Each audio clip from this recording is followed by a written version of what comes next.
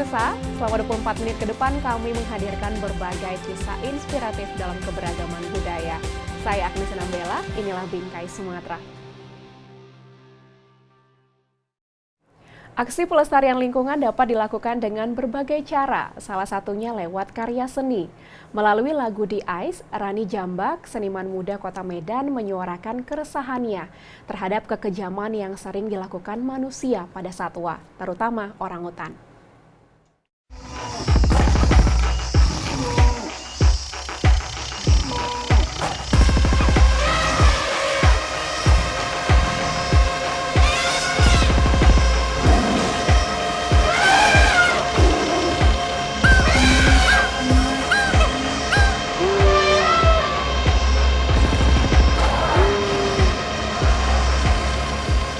Mudah-mudahan kawan-kawan yang mendengarkan ini, baik itu lagu The Ice dan cerita Pongo, dan mungkin lagu yang akan dikerjakan dengan Laira Pramuk nanti, bisa men-trigger kawan-kawan untuk setidaknya merefleksikan diri, bagaimana kita menjaga rasa empati kita. Karena kalau misalnya kita sudah terbiasa untuk melihat kekejaman pada hewan, otomatis kita mungkin akan terbiasa juga melakukan kekejaman terhadap sesama manusia gitu. Dan menurut aku tuh paling penting untuk kita menjaga nurani dan juga empati kita.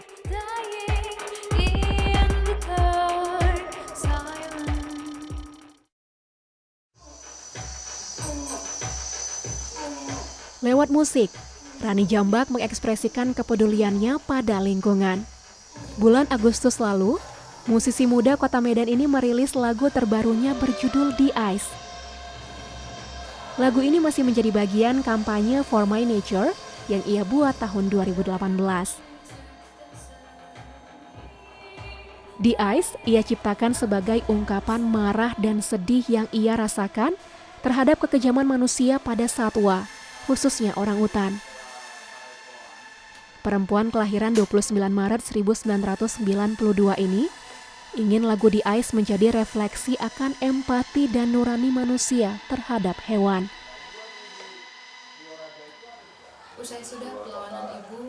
Selain lewat lagu, Rani Jambak melanjutkan kampanye melalui podcast. Berkolaborasi dengan dua perempuan berbakat lainnya, Ica dan Leni, Rani membuat podcast berjudul Pongo. Pongo bercerita tentang orangutan Tapanuli, salah satu spesies baru orangutan yang ada di Sumatera. Podcast Pongo dibuat sebagai sarana edukasi tentang orangutan kepada masyarakat, terutama bagi anak-anak. Masyarakat dapat mendengar podcast Pongo di Spotify maupun di akun Instagram Rani Jambak. Tahun ini Rani senang sekali bisa berkolaborasi dengan kawan-kawan yang lain, membuat proyek cerita Pongo. Jadi Pongo itu adalah salah satu jenis orangutan yang ada di Tapanuli, dan kita menceritakan beberapa kisah yang ada di orangutan yang ada di karantina Orangutan Heaven.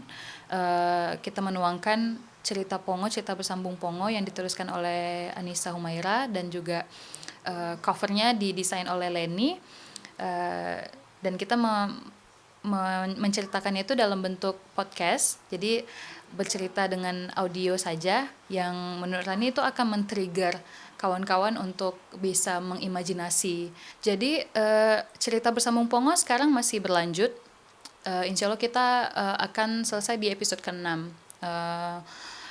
Jadi seiring berjalannya waktu, kita juga, Rani sama Ica juga ngembangin cerita ini, gimana caranya. Kita ada ide, kayak Ica pengen Kak untuk nampilinnya tuh ke sekolah-sekolah pakai sistem wayang, tapi wayangnya tuh dari sampah-sampah. Jadi kita memang awareness anak-anak untuk menjaga lingkungan. Jadi mulai dari sampah-sampah yang kita kelola untuk jadi wayang, dan kita menceritakan tentang Pongo kayak gitu kan. Insya Allah kerjasama dengan Orangutan Heaven akan berlanjut lagi. Dengan virtual partner residensi ini kita akan membuat lagu dan juga mengkampanyekan tentang lingkungan dan orangutan, yang dimana penjualan lagu itu akan langsung untuk donasi di Orangutan Heaven.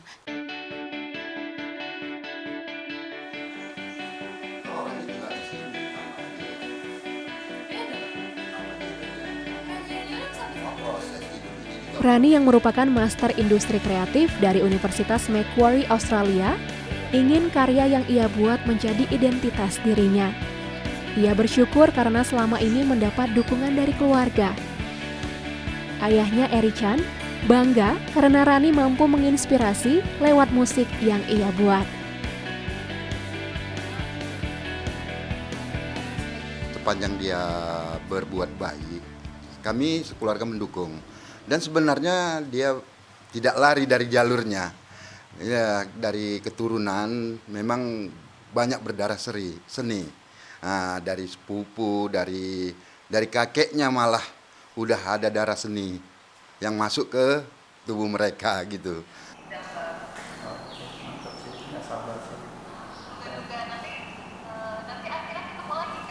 Kepedulian terhadap orangutan yang ia hadirkan lewat musiknya juga telah membuat NGO melalui Orangutan Heaven mendukung Rani mengerjakan lagu di Ice maupun podcast Pongo.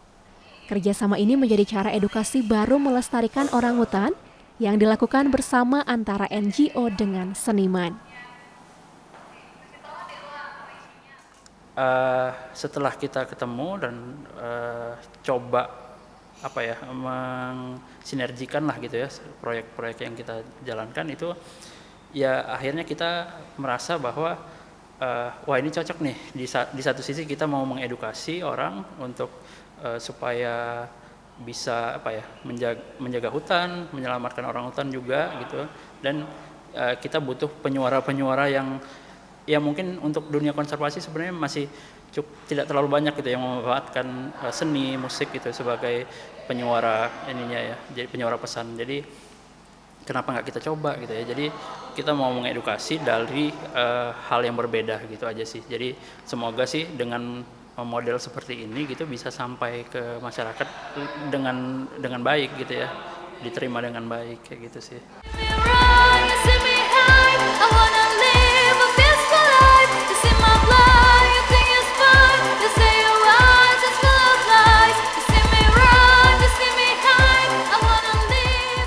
Kedepan, Rani Jambak akan membuat karya musik bersama seniman asal Jerman, Laira Pramuk.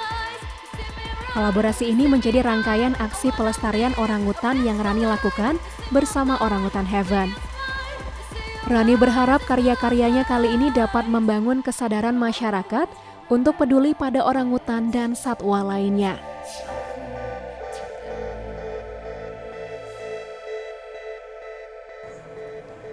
Pusat Kajian dan Perlindungan Anak yang ada di Medan membuat permainan edukatif tentang COVID-19. Inovasi ini lahir dari kekhawatiran PKPA terhadap kurangnya akses anak terhadap informasi tentang virus corona. Beberapa permainan yang PKPA ciptakan adalah permainan daring bernama Connection Education dan Ular Tangga Edukasi COVID-19. Permainan ini tentunya dapat dimainkan oleh anak bersama anggota keluarga di rumah.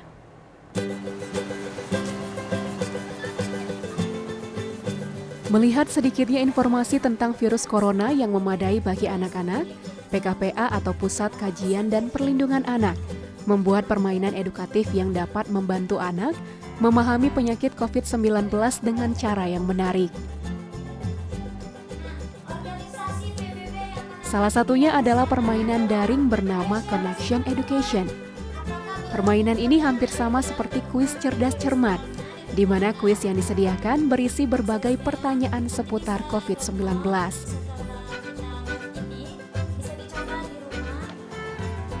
Connection Education dapat diunduh secara gratis di Play Store. Setelah diunduh, anak dapat memainkan kuis ini bersama teman. Mereka dapat saling bertanding untuk menguji pengetahuan tentang virus corona. Ada sekitar 50 kuis COVID-19 yang wajib dijawab oleh pemainnya.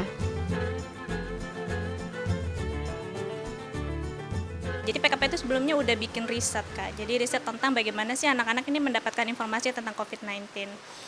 Dari survei itu kita sadar bahwa ternyata anak-anak ini butuh akses informasi yang sama besarnya tentang COVID-19 sama seperti orang dewasa.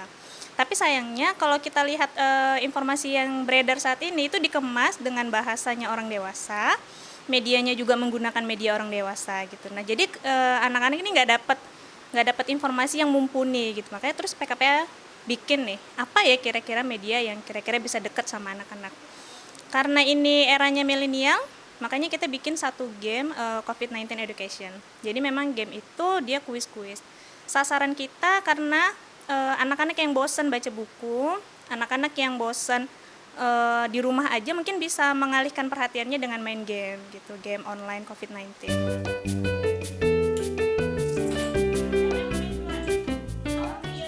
Selain permainan daring, PKPA juga menciptakan permainan ular tangga edukasi COVID-19.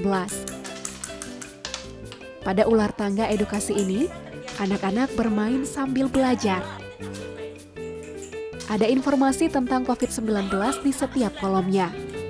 Seperti informasi tentang gejala COVID-19, cara mencuci tangan dengan benar, mencegah diri dari virus corona, dan lain sebagainya. Pakai sabun dan air mengalir.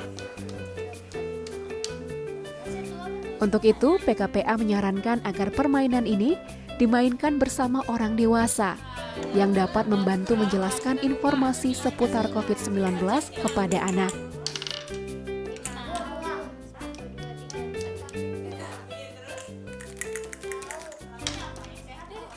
Tadi main ular tangganya seru. Habis itu ketika udah naik tangga itu senang. Tapi waktu turun tangganya itu sedih. Bedanya kalau tangga biasa itu juga nggak suka. Yang sukanya edukasi COVID-19. Karena kalau ular tangga biasa nggak ada apa-apanya. Yang itu ada apa tuh namanya? Ada cara cuci tangan, lalu kita dikasih tahu juga.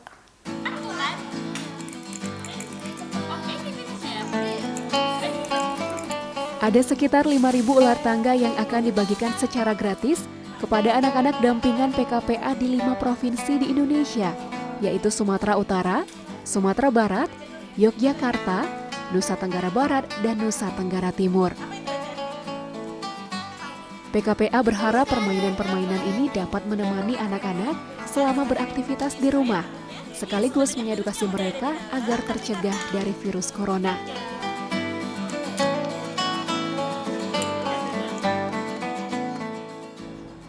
Untuk membantu tumbuh kembang anak berkebutuhan khusus, orang tua juga perlu memerhatikan kandungan bahan makanan yang diberikan pada anak. Belakangan, makanan yang bebas gluten dan kasein dipercaya dapat membantu sistem pencernaan dan emosi ABK menjadi lebih stabil. Untuk itu, Sekolah Alam Medan membuat makanan vegetarian yang sehat untuk ABK, anak-anak didik mereka. Bahan gluten dan kasein diganti dengan bahan makanan bergizi seperti tempe, tahu, dan jamur.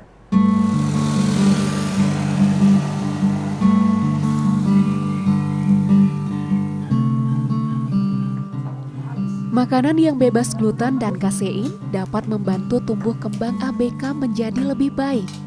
Apalagi untuk anak dengan autisme dan Down syndrome yang memiliki alergi pada bahan makanan tertentu.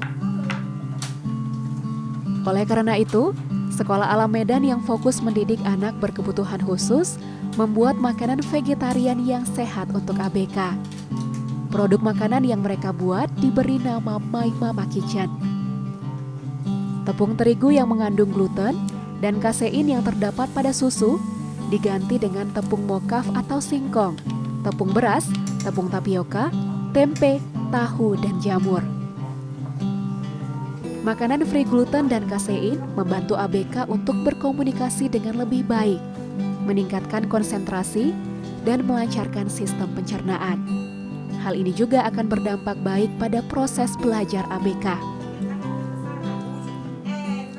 Kasiannya adalah mereka juga badan mereka bisa seperti sangat sakit dan mereka ada yang menyakiti diri sendiri, menggigit tangannya sendiri seperti itu, memukul wajahnya sendiri karena rasa kesakitannya itu.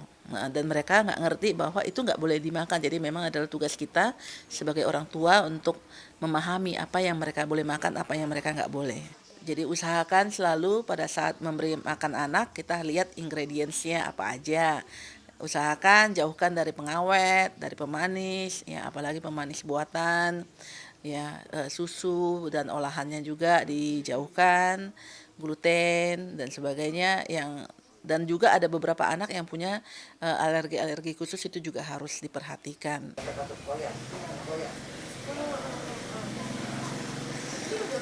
Ezelin merupakan salah seorang ibu dari ABK usia 8 tahun yang pada awalnya juga kesulitan dalam memberikan makanan yang tepat untuk anaknya. Namun seiring waktu, Ezelin belajar untuk lebih mengenal kebutuhan sang anak.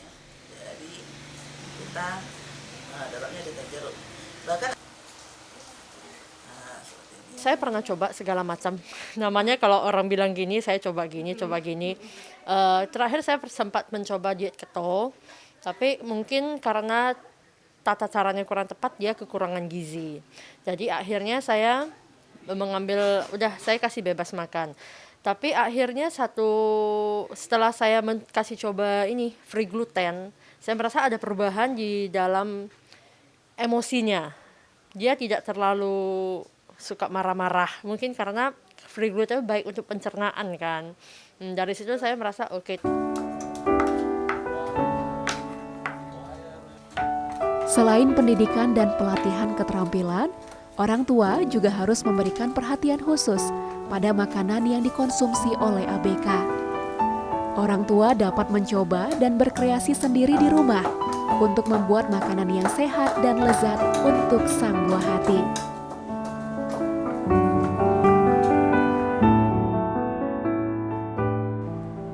Anda yang suka bepergian di sekitar Sumatera Utara pasti tidak asing lagi dengan pusat oleh-oleh Bengkel di Serdang Bedagai.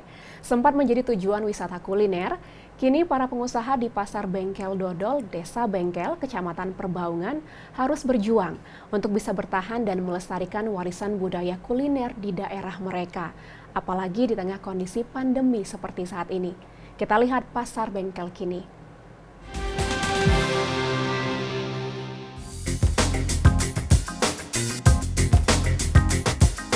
Dodol ini kan merupakan makanan khas Serdang Bedagai, maksudnya oleh-oleh khas Serdang Bedagai dan menjadi trademark lah. Kalau memang sudah pernah ke Serdang Bedagai pasti oleh-olehnya dari dodol. Anda yang sering melintasi jalur barat Sumatera dari kota Medan pasti tak asing dengan kata Pasar Bengkel. Jalur lintas di Kabupaten Serdang Bedagai ini selalu menjadi persinggahan mobil dan bus yang menuju luar kota Medan. Namun 3 tahun terakhir, Pasar Bengkel yang sempat menjadi andalan sebagai pusat oleh-oleh khas Sumatera Utara mulai redup akibat sepi pembeli. Para pedagang kehilangan pelancong yang kini lebih memilih lewat jalur tol yang telah diresmikan pemerintah pada tahun 2017. Ditambah lagi kondisi pandemi COVID-19 semakin menggerus bisnis kuliner warisan budaya Kabupaten Serdang Bedagai ini. Sejumlah pelaku usaha telah menutup kios yang selama berpuluh-puluh tahun telah menjadi sumber mata pencaharian mereka. Namun di antara kondisi prihatin, ada yang tetap berusaha bertahan. Dodol Hayati adalah salah satu dari sedikit kios yang masih berjuang di tengah kondisi sulit seperti sekarang ini. Meski omset harus merosot hingga 90%, Iskandar Zulkarnain, pemilik usaha Dodol Hayati, tetap memproduksi dodol dengan standar dan kualitas terbaik yang mereka miliki. Semenjak berfungsinya jalan tol, maka frekuensi kendaraan yang lewat dari sini kan jauh sekali berkurang. Jadi itu sangat berdampak terhadap penjualan dodol di sini. Jadi dampak itu setelah infrastruktur jalan tol itu ada, itu udah 80% berkurang, ditambah lagi semenjak pandemi Covid ini, ya hampir sampai 90% penurunan dari omset penjualan itu tadi. Jadi pelaku UKM yang ada di Desa Bengkel ini, sebagian besar masih alhamdulillah masih ada yang bertahan, termasuklah kami yang ada di sini, tetapi rekan-rekan kita yang sebagian kecilnya lagi mulai menutup usahanya. Yang kami takutkan ini nanti berefek domino, nanti lama-lama kan nggak mampu bertahan juga. Dari sekitar 150 pedagang, paling hampir setengahnya saja yang masih bertahan. Hal ini tentunya berdampak pada para perajin dodol seperti Muhammad Suryatno. yang sudah melakoni profesinya sejak tahun 1998. Kini, ia hanya bekerja seorang diri dan hanya mengoperasikan 1 dari 7 tungku pembuatan dodol yang ada di Dodol Hayati. Kalau dulu rame, kalau sekarang karena ada dampak jalan tol itu jadi sepi, Bang. Dulu ada 5 orang. Iya, sekarang tinggal sendirilah. Ya, kalau dulu kan bisa banyak yang buat, banyak juga pemasukan. Kalau sekarang kan mulai berkurang, ya berkurang juga lah pemasukan, Bang. Harapannya ke depan ya agar lebih maju lagi lah, Bang, kayak seperti dulu.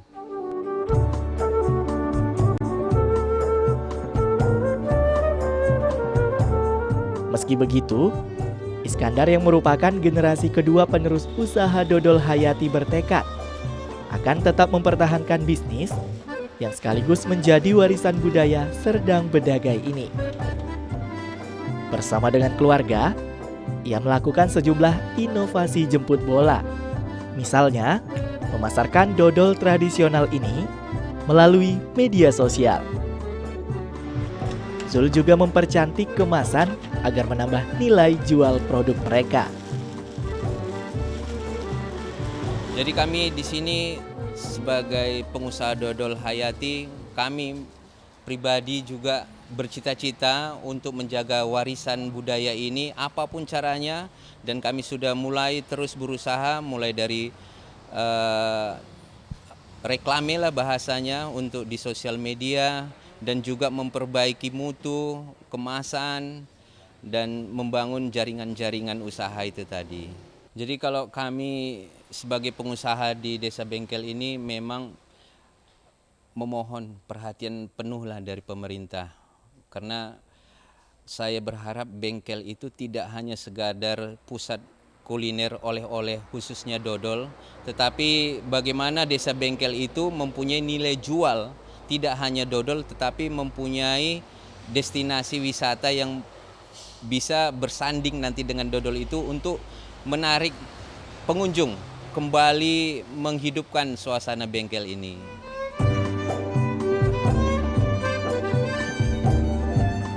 Kehidupan yang dinamis membuat perubahan selalu bisa terjadi kapan saja.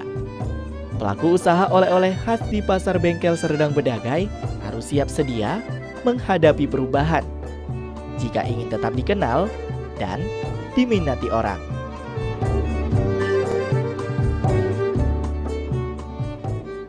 Sekian program Bingkai Sumatera, saya Agnes Sinambela pamit. Jaga diri Anda dengan tetap menerapkan protokol kesehatan dan semangat menyebarkan kebaikan. Sampai jumpa.